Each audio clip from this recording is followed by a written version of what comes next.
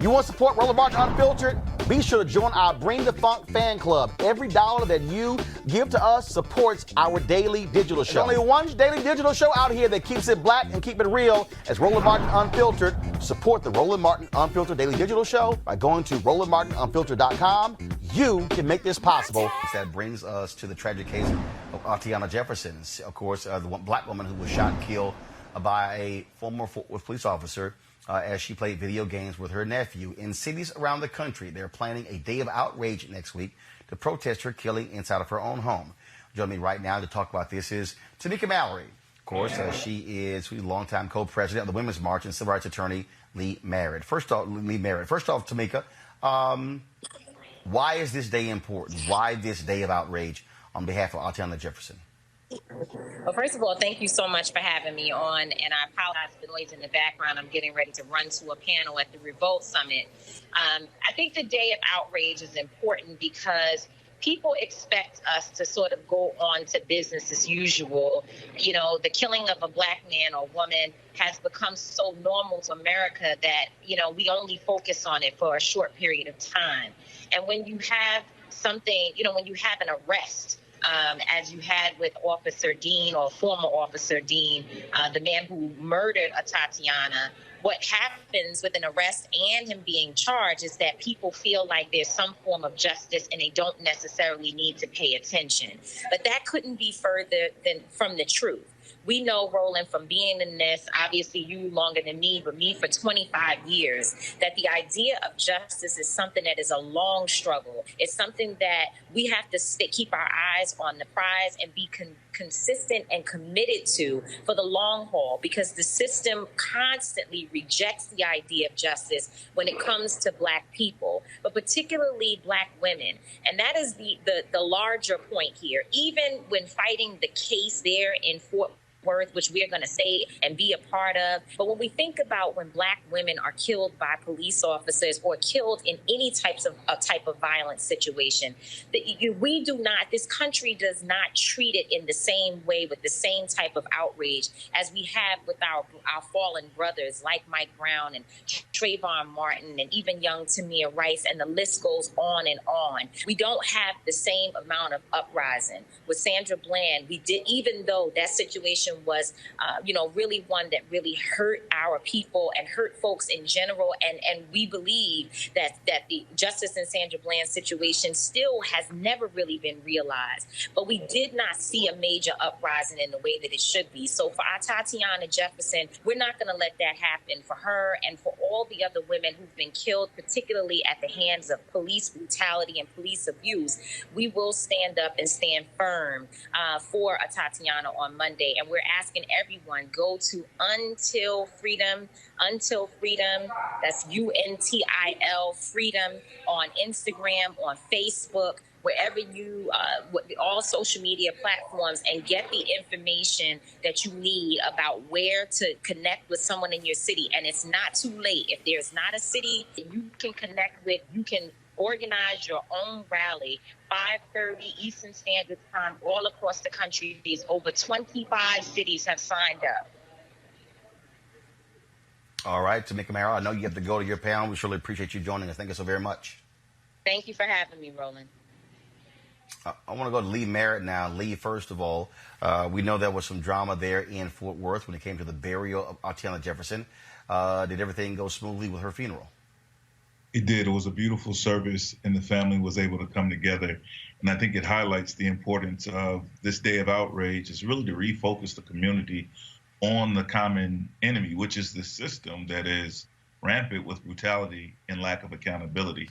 And a lot of people were deeply engaged in this case until the family drama began to play out in the public, and a lot of people began to drift away. It is important that we take this moment and do what we can to change the culture of policing.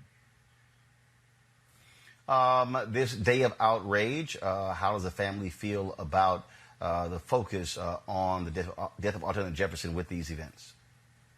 Well, the family is, and I can say both sides, because we know that this is a family that has expressed sort of different views on some personal things, but both sides of the family are deeply committed to accountability, not only for this police officer, but accountability for the city of Fort Worth, the Fort Worth PD, and they realize that it exists in a greater conversation throughout the nation, that they are now, as is often said, a part of a fraternity or on an association with folks all around the country, a group that no one has ever asked to be a part of, but who have lost loved ones to police brutality, that 1,100 people a year who suffer from the loss of a loved one as a result of brutality, making our country one of the deadliest for police brutality in the modern world. So Atatiana's family are focused, and they're hoping that the world will be focused on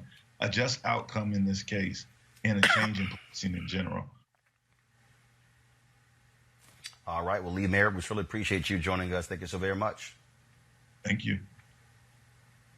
I'm going to go to our panel here. I want to start with you, CJ. And we talk about this day of outrage. But this case speaks to horrible training. It speaks to bad policing.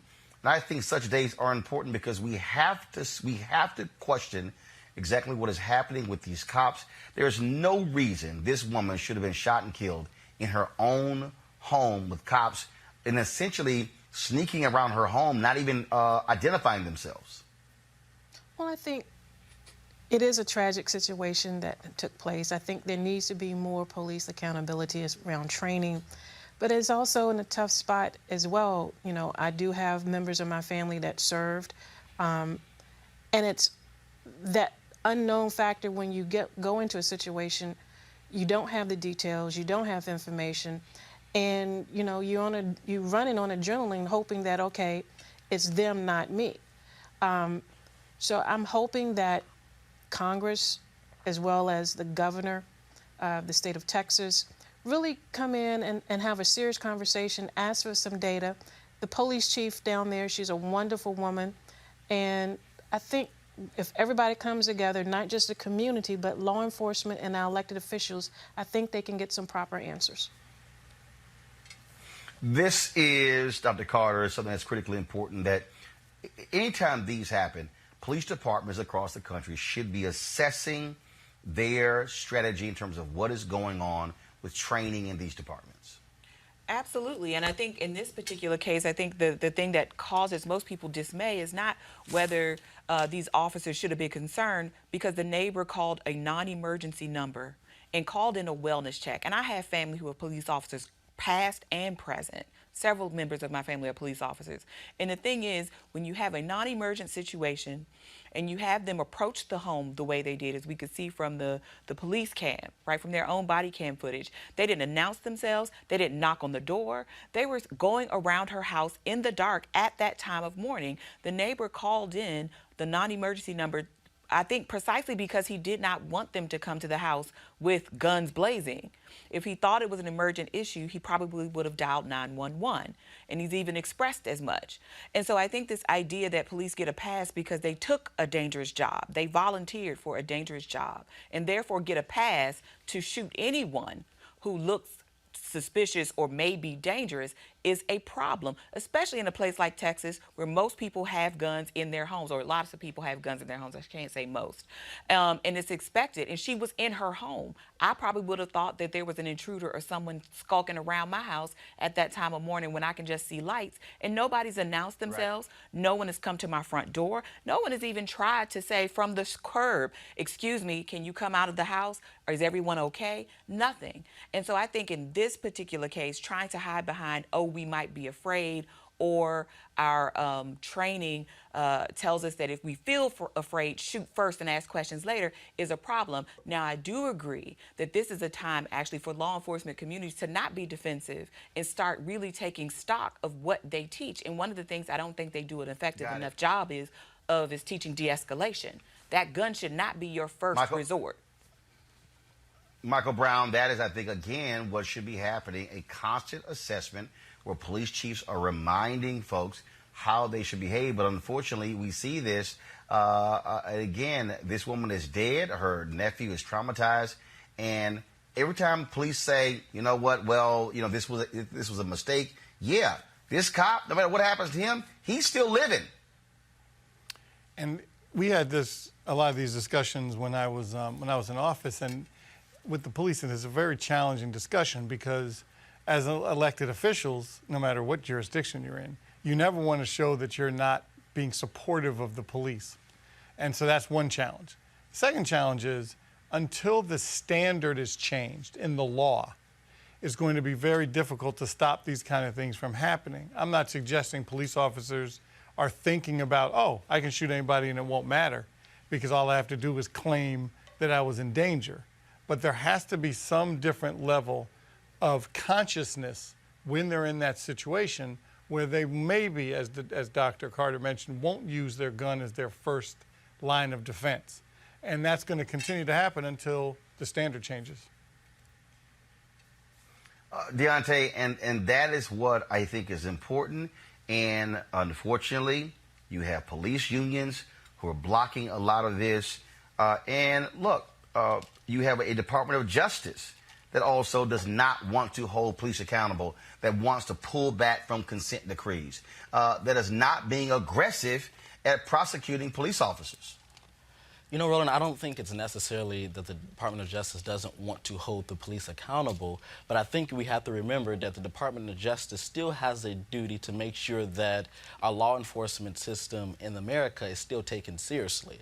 And so, But wait a minute, but they're not. Hold up. I got to stop you there. Jeff Sessions, one of the first things that he did when he came as Attorney General was try to withdraw from the consent decree in Baltimore. They tried to withdraw from the consent decree in Chicago. He actually gave a speech where he said, we will pull back from these consent decrees because it was hurting the morale of police officers. Barr followed him up by also reiterating the exact same thing. So the Department of Justice is actually done exactly that. They have been unwilling to hold police accountable because they want to be cozy with cops. Those are facts. I mean, it's not necessarily being cozy with cops. It's necessarily making sure that they remain leaders in our community and making sure that people realize that the cops still have a job to do. Now, yes, there does need to be a reform. But DOJ isn't. There does need to be reform when it comes to our police officers, making sure there's proper training, making sure that scenes like earlier does not happen. But we still have to, like I said, make sure that we know that the police are the leaders in the community. Yes, there are bad apples, but we still have to make sure that they keep that same presence in the community. No, I will say this here. The police are not the leaders in the community. The leaders in the community are the elected officials and the police commissioner or the police chief who's over them. But again, until you have accountability, these cops will continue doing what they're doing. And unfortunately, there are too many excuses coming out of Washington and not having proper oversight of these police departments. All right, folks, back to that Roland Martin Unfiltered video in just one moment.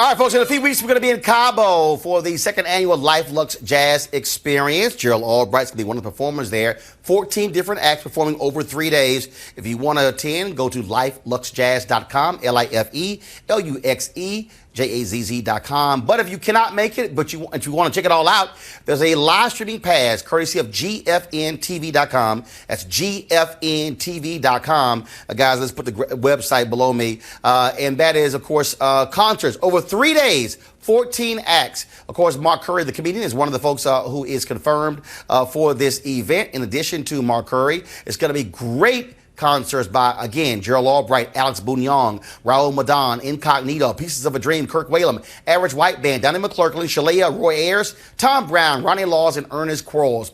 I'll be doing Roland Martin Unfiltered that Thursday and Friday from Cabo. Looking forward to it. But again, if you want to watch the live stream, go to GFNTV.com. That's GFNTV.com. Now back to your Roland Martin Unfiltered video.